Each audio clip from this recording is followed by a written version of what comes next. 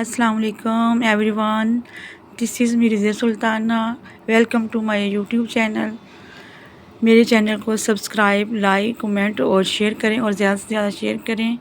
और आज हम वीडियो बना रहे हैं केराटिन पे, रिबॉन्डिंग, केराटिन रिबॉन्डिंग पे। ठीक है, तो आज हम स्टार्ट कर रहे हैं। ज़रा पहले, सबसे पहले हमने बालों को वॉश करवाया कैलीफ्राइंग शैम्पू के साथ। कैलीफ्राइंग शैम्पू के साथ इसलिए उससे शैम्पू किया जाता है ताकि जो भी बालों के अंदर डस्ट है वो अच्छी तरह क्लीन हो जाए, स्कैल्प जो है बिल्कुल क्लीन हो जाए, क्लींजिंग हो जाए उसकी। उसके बाद फिर हमने क्या करना है कि नेब एरिए से आपने फ़र्स्ट जो क्रीम है, ड्राई करने के बाद हमने जो फ़र्स्ट क्रीम है इसकी, उसको यूज़ करने हैं। बिल्कुल छोटे छोटे आपने पार्ट्स लेने हैं, यानी कि जो बालों को फ्लिक आपने उठाना है वो नेब एरिया से शुरू करना है, और जो फ्लिक उठाना है आपने वो बिल्कुल वो हाफ़ इंच का या 1 इंच का, इससे ज़्यादा आपने जो है फ्लिक वो नहीं उठाना। और इस तरह आपने जो प्रोडक्ट है इस तरह लगानी है कि जो बालों के बिल्कुल अंदर तक जाए और आपके बालों में अच्छे से प्रोडक्ट जो है वो लग जाए, क्योंकि प्रोडक्ट अच्छे से लगेगा तो फिर वो अपना वर्क करेगा। ठीक है, आपने जो स्कैल्प है उसको बिल्कुल टच नहीं करना, क्योंकि स्कैल्प पे अगर आप ये प्रोडक्ट को लगाएंगे तो स्कैल्प आपका बर्न हो जाएगा, या स्कैल्प पे आपके ये है कि बाल जो हैं वो गिरना शुरू हो जाते हैं इसके साथ। इसलिए स्कैल्प को ये आपने बिल्कुल नहीं लगाना। इसके बाद आपने छोटी छोटी पार्टिंग करके पूरा आपने लगा के फर्स्ट क्रीम को फिर आपने इसका टाइम नोट कर लेना। टाइम नोट करने के बाद फिर आपने फ्रंट के वाले जो हिस्सा है वहाँ से शुरू कर देना और क्रीम को अच्छे से लगाना है ताकि वो बाल सारे बालों में इक्वल उसकी क्वांटिटी में लग जाए, और ये ना हो कि कहीं बाल पे लगा हो और कहीं बाल पे ना लगा हो। प्रोडक्ट जो वो अच्छे से लगना चाहिए, और प्रोडक्ट इस तरह लगना चाहिए कि ना वो ज़्यादा गिरे ऊपर और ना वो बिल्कुल काम लगे। ये कि प्रोडक्ट जो है ना वो आपने दिल खोल कर यूज़ करना है और अच्छे से मेल्सिफाई करना है। और मेल्सिफाई करें और उसको अपने हाथों के साथ, ब्रश के साथ पहले लगाएं, फिर हाथों के साथ उसको ब्लेंड करें। ब्लेंड करने के बाद आप कॉम्ब करें और बालों को सीधी डायरेक्शन में ही रखें, और आप इन बालों को इस तरह मेल्सिफाई करें कि एक एक बाल के अंदर जो है ना प्रोडक्ट जो वो चली जाए। इसका मतलब ये होता है कि जो हम पहले प्रोडक्ट लगा रहे हैं, पहले तो हमने उनको शैम्पू किया, शैम्पू करने के बाद ड्राई किया, फिर उसके बाद हम ये प्रोडक्ट लगाई।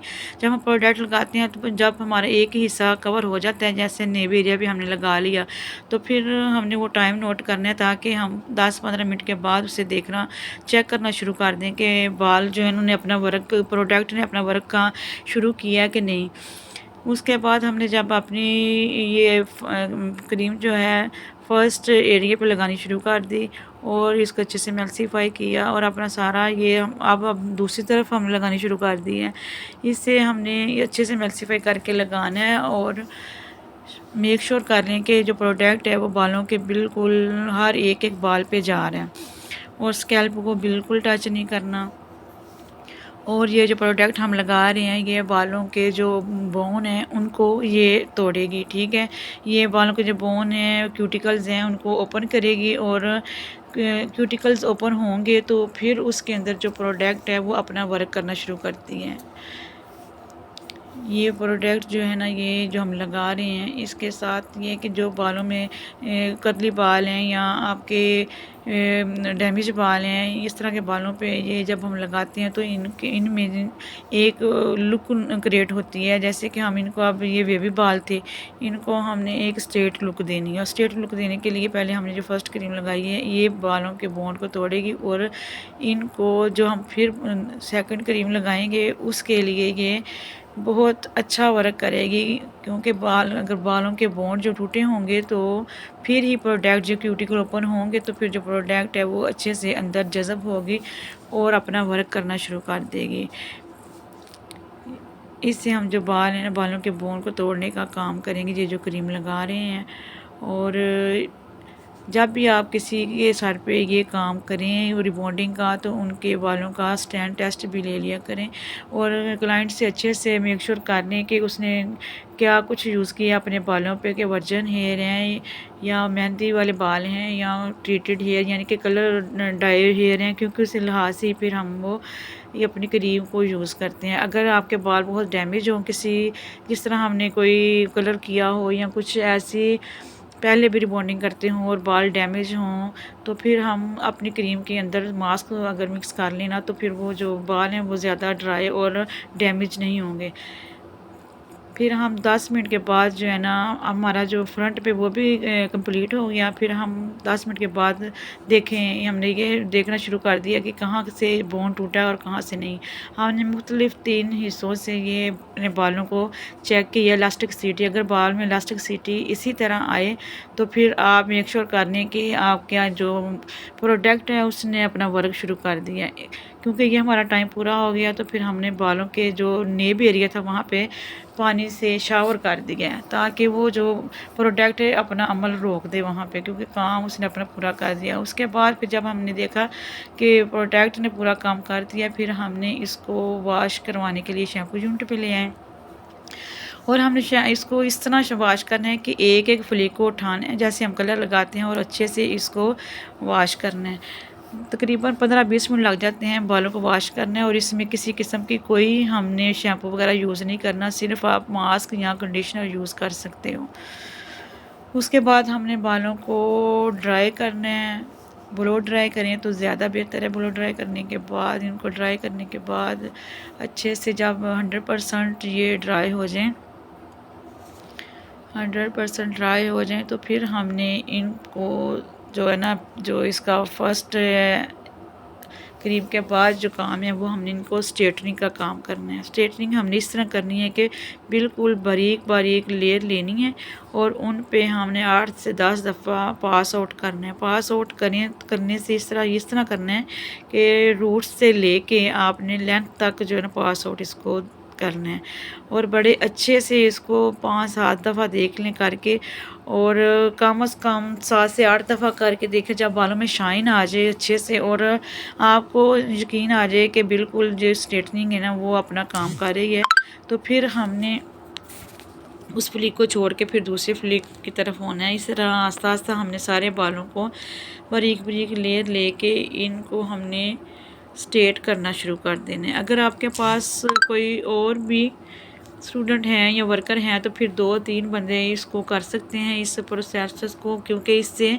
काम जो है वो जल्दी हो जाएगा। अगर आपके पास कोई और नहीं है तो फिर ज़ाहिर है फिर आपको अकेले ही ये सारा जो वर्क है वो करना पड़ेगा। और इसको करने के लिए जब भी आप ये काम करने लगे तो पहले ये देख लें कि आपके पास पूरा टाइम हो, वक्त हो कि आप क्लाइंट पे पूरा टाइम दे सकें, क्योंकि ये एक ऐसा काम है कि जो आपने पूरा टाइम जो है ना क्लाइंट के सर पे खड़े हो के या काम करना है या करवाना है, ठीक है। तो इसमें कोई कोताही नहीं होनी चाहिए, क्योंकि इसकी हमने बार बार चेक करना होता है बालों को और इसको देखना होता है कहीं बाल बर ना हो जाए, कहीं कोई ऐसी हमारी कोताही ना हो जाए कि जिससे बालों में कोई नुकसान हो जाए बालों का, ठीक है। तो जब आपके पास सही टाइम हो क्लाइंट को वही टाइम दें कि जो आप अच्छे तरीके से क्लाइंट पे वर्क कर सकें। और जब आप इसको स्ट्रेटनिंग के लिए ना सबसे बेस्ट जो है ना सेरेमिक प्लेट होनी चाहिए स्ट्रेटनर की एक तो, और एक ये कि जो वायर है इसकी बहुत लंबी होनी चाहिए कि जिस तरफ भी खड़े हो के जैसे भी आप इसको यूज़ कर सकें तो आसानी से कर सकें स्ट्रेटनर को। और सेरेमिक प्लेट जो है ना इसकी बेस्ट है और मेरे ख्याल जो स्ट्रेटनर है ना सैलून डिज़ाइनर का बहुत बेस्ट है इसके लिए ना रिबॉन्डिंग के लिए। और तकरीबन 5-7 साल से के अरसे से भी ज़्यादा मैं ये यूज़ कर रही हूँ और इसका बेस्ट रिज़ल्ट है और इसके साथ स्ट्रेटनिंग बहुत ही ज़बरदस्त होती है। और ये स्ट्रेटनिंग जो कर रहे हैं इस अमल को हम ये करेंगे, हम अपने बालों को शेप दे रहे हैं, ठीक है। जैसे पहले हमने क्रीम लगाई, बालों के बोन को तोड़ा, फिर तोड़ने के बाद हमने फिर बालों को ये जो स्ट्रेटनिंग कर रहे हैं, स्ट्रेटनिंग के अमल को हम कहते हैं कि हमने बालों को शेप दे रहे हैं, ठीक है। बालों को शेप देने के लिए आपने स्ट्रेटनर भी अच्छा यूज़ करना है और आपने स्ट्रेटनिंग भी बहुत अच्छी करनी है। एक एक फ्लिक लेके बारीक से बारीक फ्लिक लेके आपने इसको स्ट्रेट करना है। और पास आउट ऐसे हो कि आपके सारे जो बाल हैं स्टार्ट से लेके लेंथ तक, आपने रूट से लेंथ तक बाल जो है ना वो स्ट्रेटनिंग उसकी बहुत ही अच्छी हो। पहले आप 90 एंगल पे उठाया करें बाल, फिर आप 45 एंगल पे ले आएँ। तो इसी तरह आपने पासिंग आउट करनी है सारे बालों की।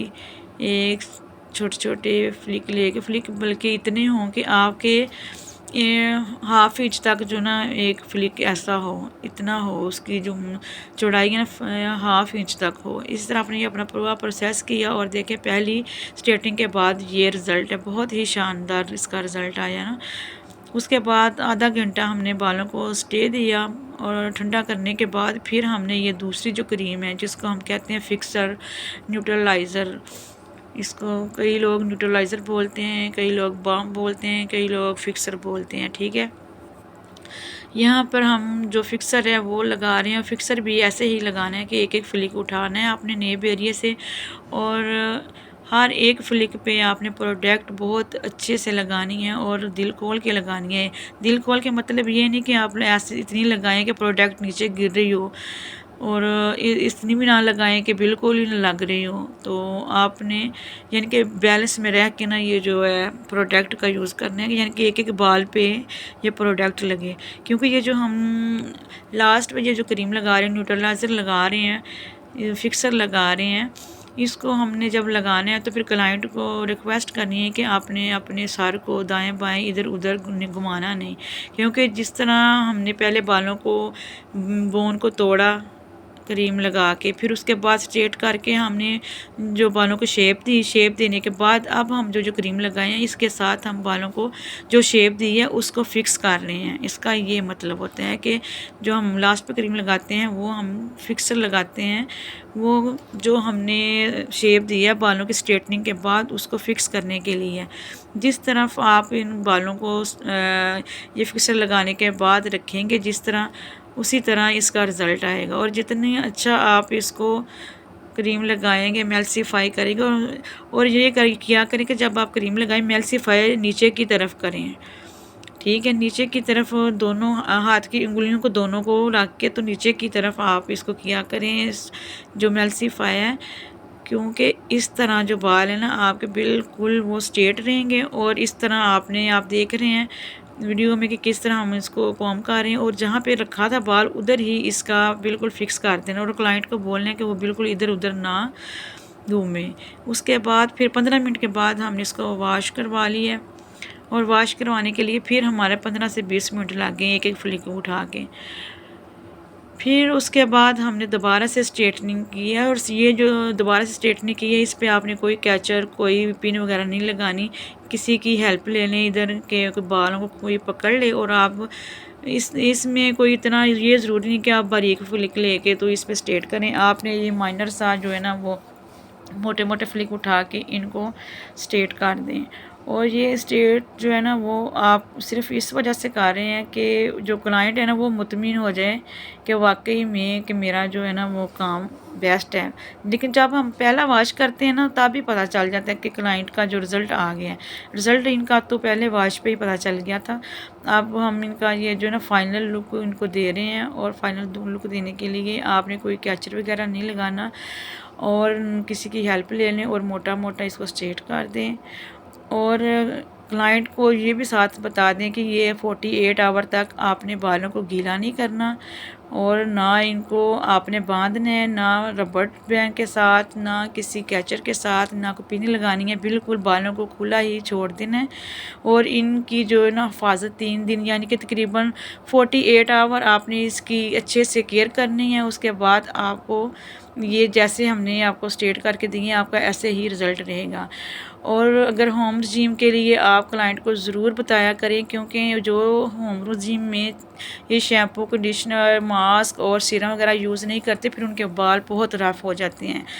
सबसे इसका मेन मैं तो यही बोलूँगी होम जिम के लिए कि आप इसी की फैमिली का हमने क्यूनिए ब्रांड को यूज़ किया इधर, तो इसी का आप अगर बेहतर हो तो इसी का शैम्पू कंडीशनर और मास्क भी यूज़ करें। और मास्क जो है आप हफ्ते में एक दफ़ा या 15 दिन में एक दफ़ा ज़रूर यूज़ किया करें, और सीरम का भी यूज़ किया करें। और आपने जब भी ये ट्रीटमेंट लेने के बाद रिबॉन्डिंग का जब भी आपने बाल वॉश करने हैं, उनको गीले गीले बांधना नहीं है। बस जब बिल्कुल ड्राई हो जाएं तो फिर आप बांध सकते हो, क्लिप लगा सकते हो, पोनी कर सकते हो।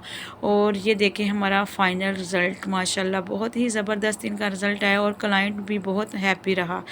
और वॉश के बाद भी जो लास्ट वॉश होता है ना 48 आवर के बाद भी इनका